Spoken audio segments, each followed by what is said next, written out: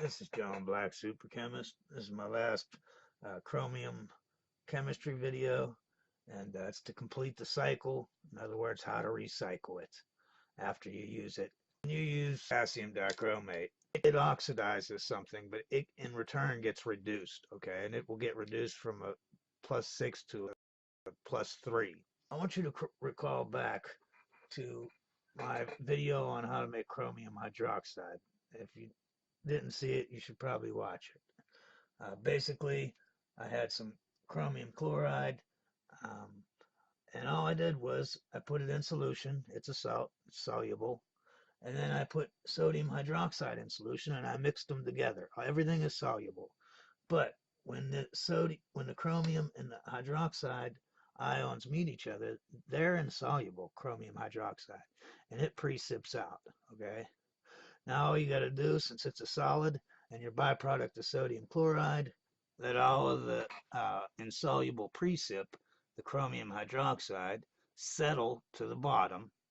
Then siphon out the water, throw some new water in there that's nice and clean, soak up some more sodium chloride, siphon it out, throw some more clean water in there, and do that about 5 or 6 times until you have a very clean chromium hydroxide product. The reason why you don't just filter it and pour water over it and filter it, it will clog up your filter instantaneously within a second. You will be filtering for years. So that is not a viable, it's a terrible way to do it. So when we did that, we had a chromium 3 salt, chromium chloride, and we made a chromium 3 hydroxide salt. Now I want you to look at dichromate here. It's an oxidation of +6. Now when you use it though, let's say down here, I got 3 alcohols plus 1 dichromate, 8 protons from some acid, makes me 3 aldehydes. But look what else it makes. It makes 2 chromium salts +3. I'm assuming whatever acid you use, the anion part would be whatever anion is on your acid, okay?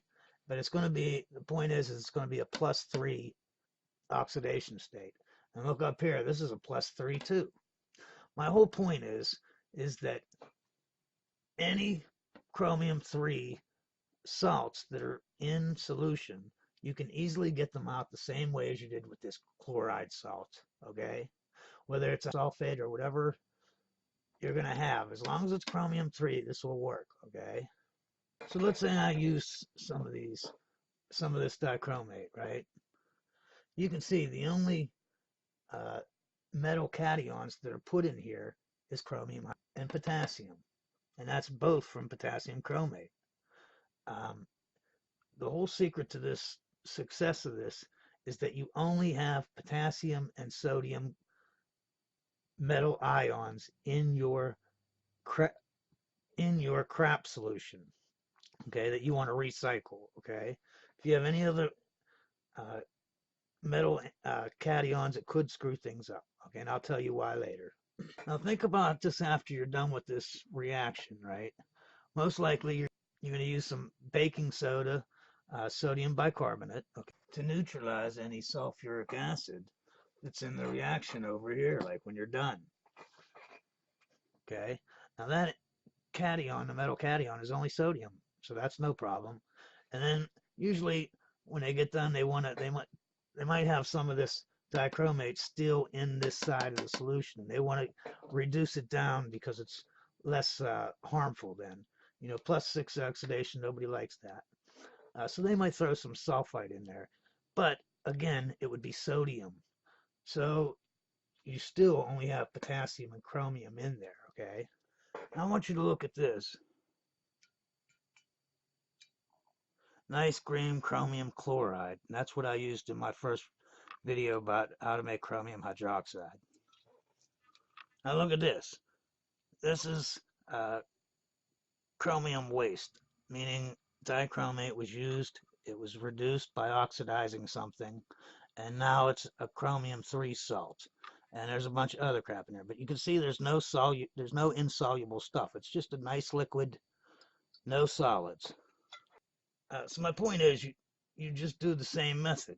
You would take some sodium hydroxide, put it into your waste, your chromium waste bucket, and you would have precip, and the precip would be because chromium and hydroxide will get together and they're insoluble and they would precip out. And then you can just go watch this video and it'll show you exactly how to make that. And then the next step would be to go to my video called How to Make Potassium Dichromate, because it tells you how to do that from your starting product is chromium hydroxide. So between those two videos, it'll show you how to recycle. And that's it. You make your potassium dichromate, then you use it again, and you go back to step one. This right here. You throw some sodium hydroxide in, make your chromium hydroxide. Then you go to the video how to make potassium dichromate. You use the dichromate, and again, you recycle it again. It's that simple. It's not any big secret. Now, I still have this stuff here from when I made potassium dichromate. And this is after the crystallizations and then the recrystallizations. So it's mostly it's what was left over. So it's mostly table salt, sodium chloride. But it does have, as you can see, it is a dark color. So it does have some dichromate in there. It looks black, but it's actually really, really dark red. It's just really concentrated. That's the crap that was left over.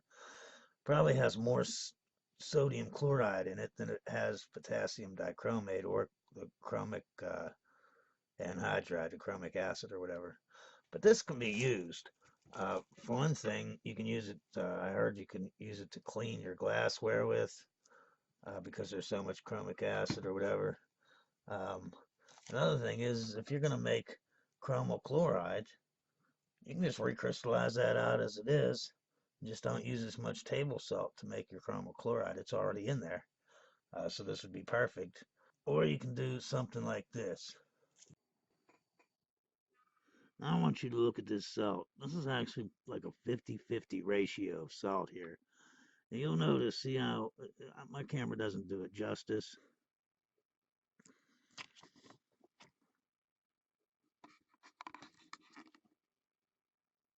But I want you to look, see how there's pink. That's manganese sulfate, Man-2 sulfate. And I think the brownish white is like a maybe ammonium sulfate. I'm not actually sure. I can't remember. But if you notice, I let these dry really slow.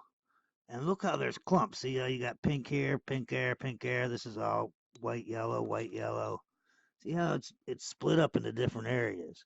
Now I could take that out, even though it's a 50-50 ratio, right?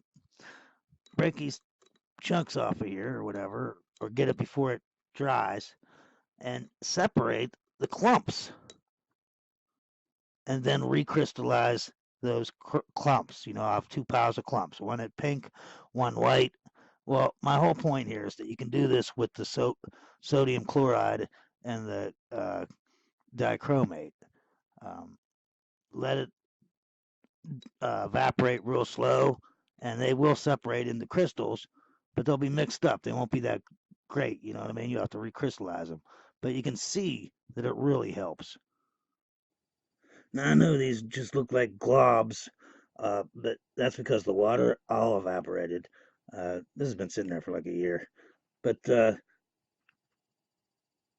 before the water evaporated, right, and there was still water in there, you could see they were beautiful crystals separated from each other.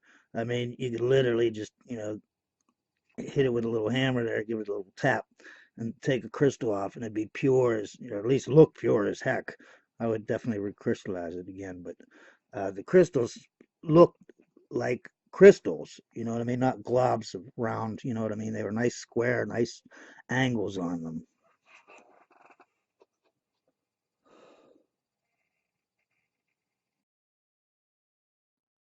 Just to give you an idea of what you can do with this stuff. Not much. I mean, it is very versatile, but what I mean by not much is that you need a lot of it to do anything. And I'm going to give you an example. Now, we started out with a quarter mole. See here, quarter mole of chromium hydroxide. Took it up to a quarter mole of chromate. But when we took it to the dichromate, remember, di means two, chromate means chromate, two chromates. So you need 2 chromates to make 1 dichromate. So the moles went down to half. A half of a quarter is an eighth. So we're already down to an eighth of a mole compared to our quarter mole here.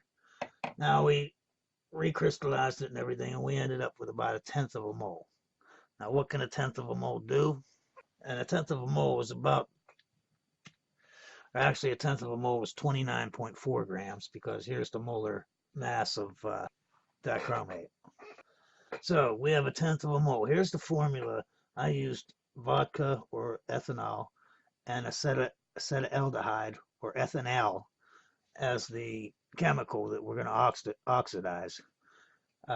You can get 3 alcohols, and you only need 1 dichromate molecule to make 3 acetaldehyde molecules. That sounds good, but that's only 56 milliliters a mole, right?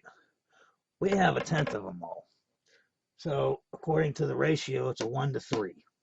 So 1/10 means we can make, if we have 1/10 of dichromate, we can make 3/10 of the acetaldehyde. 1 mole, we said, was 56 milliliters of acetaldehyde. 3/10, so we multiply it by 3/10, or 0.3.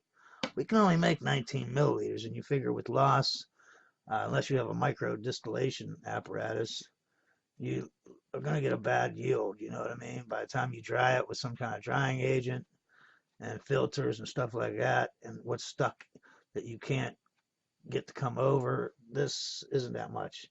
And then if you want to oxidize it to acetic acid or ethanoic acid, now you're going to need you're going to only get half of that. You're going to need twice as much dichromate, one for to oxidize it to acetaldehyde, and another one to oxidize it to the ethanoic acid. So you're only going to have 8 milliliters. So what I have, I can only make 8 milliliters of either some type of carboxylic acid, or 19 milliliters of some kind of aldehyde, or 19 milliliters of, I could oxidize a secondary alcohol into a ketone. That isn't that much, but you have to think about it that you can recycle this stuff and just use it over and over. If you have a mole, I bought 2 moles of chromium, and I'm thinking that could last me the rest of my life if I recycle it. If I use a tenth of a mole for each, I actually would like to use a quarter mole, but the weight is just, I mean, almost 300 grams per mole. That's ridiculous for a molar mass. But as you can see in the formula also, I wanted you to notice, there's no other cations, no other metal cations. There's only chromium. As long as you only introduce sodium bicarbonate and like sodium sulfite, all sodium cations, you have no problem with this recycling method. I hope somebody learned something from these videos about chromium chemistry, and the cycle and the ligands. If you have any questions or comments, please let me know. I love talking about chemistry, and always remember, science is great.